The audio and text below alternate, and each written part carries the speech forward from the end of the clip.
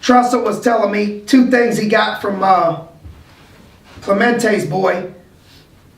One is it's easy to be fair, but it's hard to appear to be fair. It's easy for you to be fair in your heart and make the right decision, but people always think based on where they're at, they're being treated unfair. So it's hard to appear to be fair, but it's easy to be fair. So he said the way that you appear to be fair and be fair is by being very clear up front and getting communication with your team or people up front on what the expectations are and what we're going to do. And then he was saying another thing he got from Joe Paul that's relevant to what we're saying is it's not enough to just be good enough to win. The best teams learn how to be hard to beat versus good enough to win. Hard to beat. So he said the difference between being hard to beat is you don't beat yourself. Hard to beat means you're aligning properly. You're not turning the ball over.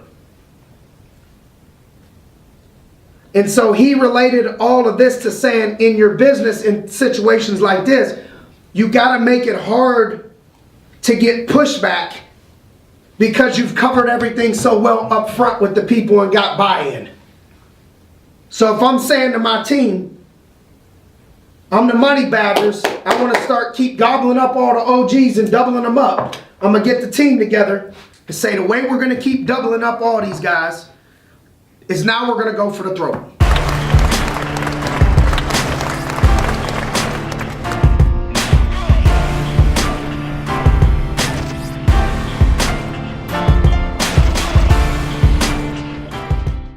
I see you, Jay.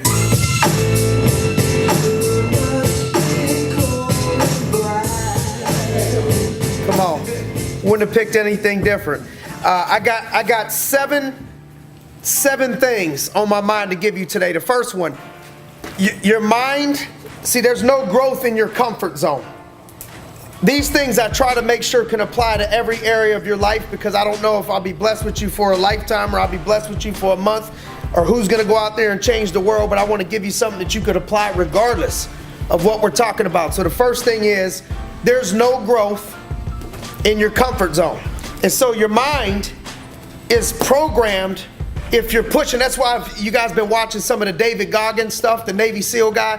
He talks about when you're pushing yourself, when you start to tell yourself that you're tired, you're really only 40% there. You have that much more left. See, our body is programmed to get us back in our comfort zone. Think of something that you've accomplished or somebody else has accomplished great, and there was no growth there in their comfort zone. Whether it's a D student going to an A, whether it's a person learning another language, whether it's somebody having children, somebody getting married and making it through some adversity, there is no growth in your comfort zone, but people that love you want you in your comfort zone. Number 2, don't make another person extraordinary so you don't have to try to measure up to them and do the work. There isn't nothing that special other than work ethic and coachability about Tristan. He just goes to work really hard. That if you're going to beat him, you're going to have to be ready sun up to sundown with discipline. That's all. Super coachable, super humble, but work ethic. Like he's on that Wayne Gretzky schedule when he's grinding. 99, 9 to 9. So people say, oh, he just got to be. So they'll try to put people in categories like they're just special so they don't have to match up to that work ethic. Number 3, looking backwards hurts your neck. Stop looking back at stuff that you can't change. And stop looking back at what somebody that isn't where you want to be is talking about. People always got something to say. So you look back, you can't look back and worry about what other people got to say about what it is that you're doing. And so I want to encourage you guys to not look back. Have you ever seen somebody that's constantly hating on somebody that's doing better than the person that they're hating on? Think about that. Very rarely will you find a hater that's doing better than you, because those people don't have time to do that stuff. It's only people that wish they were you, wish they could be there. Now don't mix it up with, sometimes people need to give you constructive criticism. That's not hating. How do you decipher the two? Is it coming from a good place, from a person that cares about you, that's just trying to give you advice for your best interests, or do they just have only hate balled up in what they're trying to do? Number 4, think long term. Anything that's great, you have to sow into and reap the rewards down the road. Somebody was on there talking about, I think it was Worstel hitting the rock and then in the 100th time. You have to look at things down the road. Sacrifice creates opportunity. See, the thing about that is it's easier to hear than it is to do. It's always this right now deposit consistently that you got to wait for the payoff. And what happens is people make long-term decisions based on a temporary feeling and ruin their life.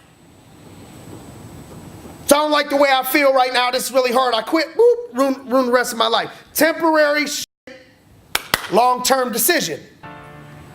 Uncomfortable temporary, make bad long-term decisions. So you have to think about, how does this affect me? So how I stayed in the pocket in things, family-wise, business-wise, sports-wise. How does this affect me if I could just stand in the pocket and take a hit and deliver a touchdown like a quarterback's supposed to do under pressure? Like if I just stand in the pocket, how does this affect me and the family and everybody else 5 years from today? I was listening to the announcers last night in the Patriots game. They're saying he ain't going to give him this one. He's 40 years old. He wants to get back to the Super Bowl. He's going to stay in the pocket and take a hit if he has to. Yeah, how many are you willing to stay in the pocket and take a hit if you have to for your mother? How many of you are willing to stay in the pocket and take a hit if you have to for your family, for your future, for your children, for the haters, for somebody depending on you? Because that's what it's going to take, sacrifice. What he was saying, the announcer, he's saying, Tom Brady's willing to sacrifice to give his team opportunity, thinking long term, not about that moment. If you're thinking about that moment, it's going to hurt. Let me just throw the ball away. Let me not be the GOAT. That temporary shit that I got to go through in order to win a Super Bowl that nobody else wants to go through. You got to think long term. Number 5. Allow your coach to coach you. Allow your coach to coach you. You should be more upset that they don't challenge you to greatness than getting upset that they keep it real with you. You understand what I'm saying? You better get coachable if you want to take your life to the next level. Number 6, patience.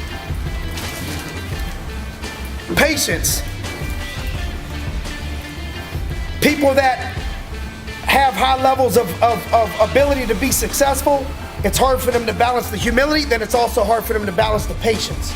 You can't plant a seed today and holler at it to grow any faster, to hurry up and give you the fruit next month. It takes time. You got to value the process over the prize. Number 7, and the last one, it's the message today. Everybody wants the blessing, nobody wants the burden.